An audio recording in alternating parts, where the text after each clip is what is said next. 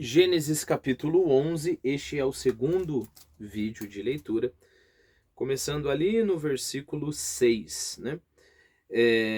Bom, no vídeo passado eu consultei as outras edições para a gente solucionar aquela parte em que ele diz o seguinte: vinde, façamos tijolos, tananana, façamos uma cidade, antes que nos espalhemos por toda a terra, né? E aí eu comentei com você que esse antes não é temporal, não é que nós vamos construir a cidade antes de a gente se espalhar pela terra, né? Daí só para a gente fixar esse conceito, eu trouxe aqui a definição. Lembre-se, nós temos antes como de preferência, melhor. E é claro, nós temos essa expressão esse sentido usado na expressão antes tarde do que nunca, né? Não é antes temporal, né? Pode ser também pelo contrário, ao contrário. Não era um homem magnânimo.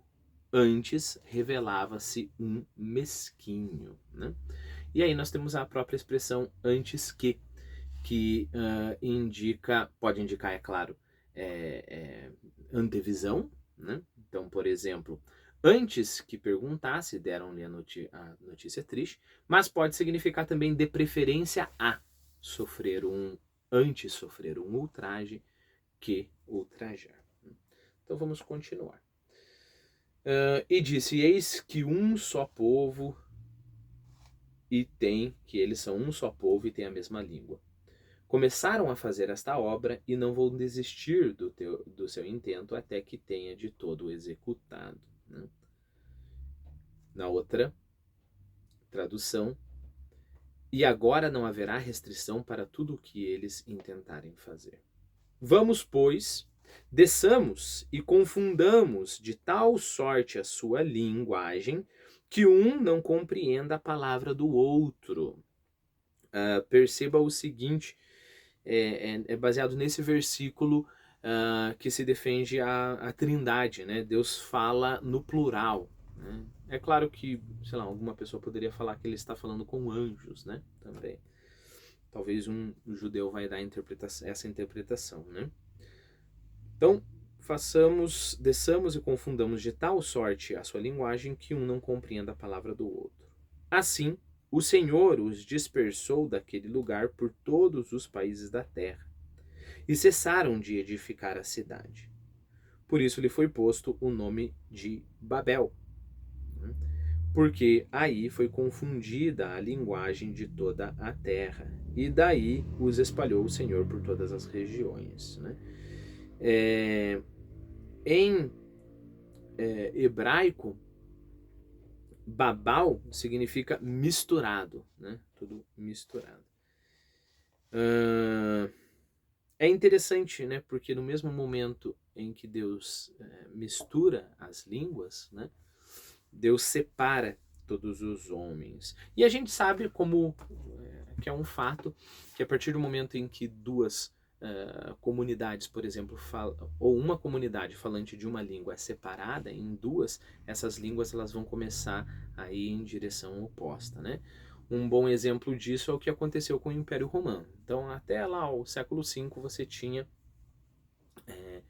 um centro que, digamos assim, puxava todos os dialetos de latim, né? Então, tinha um latim em que as pessoas falavam R como R, tem outro latim que as pessoas falavam, sei lá, ão, né? É claro que não é como é que é?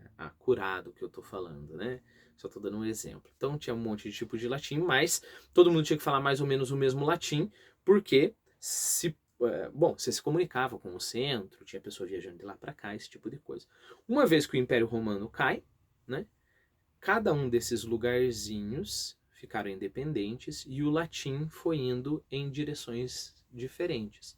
Um tipo de latim mudou tanto, que a gente passou a chamar de espanhol. Outro tipo de latim mudou tanto, que passou a chamar de português, francês, italiano, romeno, né? E assim por diante.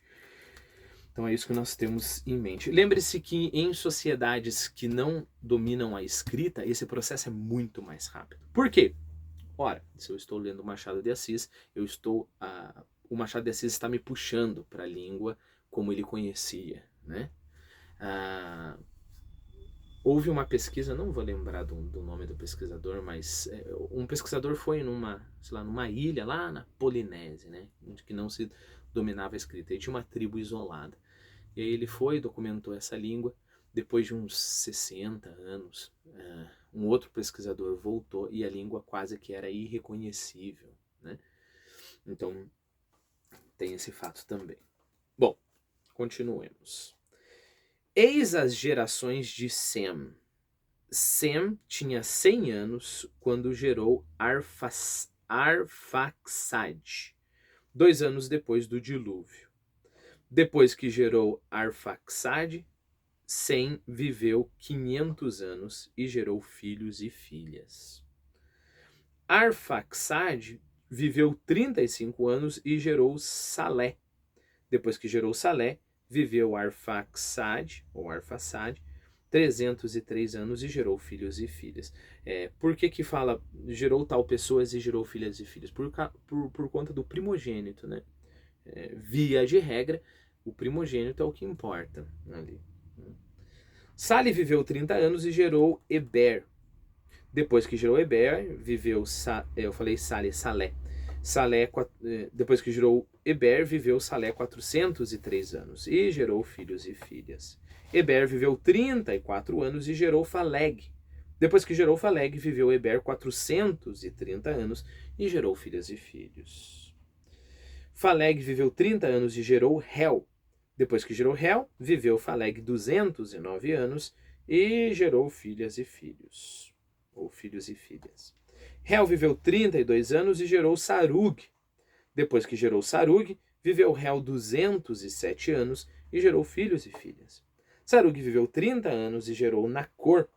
Depois que gerou Nacor, viveu Sarug 200 anos e gerou filhos e filhas. Nacor viveu 29 anos e gerou Taré. Depois que gerou Taré, viveu Nacor 119 anos e gerou filhos e filhas. Taré viveu 70 anos e gerou Abrão, Nacor e Arã. Abrão, Nacor e Arã. Bom, é importante duas coisas são importantes aqui, né? Primeira, veja como depois do dilúvio as pessoas vão vivendo menos e menos e menos e menos e menos até, né, chegar ao nosso tempo de vida normal, né? A gente diria que chegar menos que o nosso tempo de vida. Agora a gente está subindo um pouquinho, mas pouquíssimo, né? Antes do dilúvio, por exemplo, a gente tem Matusalém, né, que é o avô ou pai? O pai de Noé, se eu não estou enganado, que é o homem que viveu mais em toda a história, né? Então percebe essa decadência. Segundo, por que nós temos genealogia? Porque é importante o aspecto histórico aqui, né, para a história. Eis as gerações de Taré. Taré gerou Abrão, Nacor e Arã. Arã gerou Loth, ou Lot, né? Arã, que é o Ló, né? Arã morreu antes de seu pai Taré na terra de seu nascimento em Ur dos Caldeus. Abrão e Nacor tomaram mulheres. A mulher de Abrão chamava-se Sarai, a de Nacor Melca, filha de Arã, pai de Melca e de Jesca. Sarai, porém, era estéril e não tinha filhos. Tomou, pois, Taré, a seu filho Abrão, e a Loth, seu neto, filho de Arã, e a Sarai, sua nora, mulher de Abrão, seu filho, e fê-los sair de Ur dos Caldeus, a fim de irem para o país de Canaã. Foram até Arã e aí habitaram. Taré viveu 205 anos e morreu em Arã, né? Então, Taré é o pai de Abrão, Arã e Nacor. Arã teve Loth, né? Que é o Ló que vai aparecer aqui, que é importante na nossa história aqui. O restante são mais ou menos personagens que vão ficar ali no anonimato, né? Só realmente para a gente ter em mente a linhagem, né? A linhagem que não foi quebrada.